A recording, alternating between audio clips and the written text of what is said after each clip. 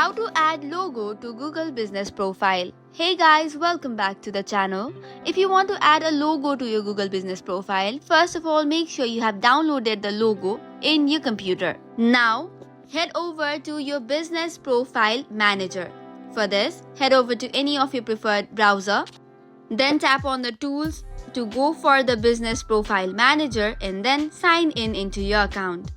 Once you have signed in or you have searched for your business profile, the manager will see a screen like this. Now tap on Photos section. Here are two options, add a cover photo and add a logo. Tap on the second one.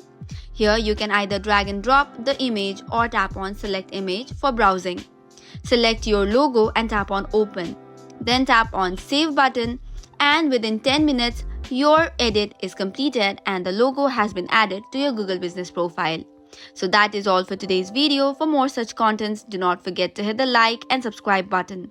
Thank you and keep watching.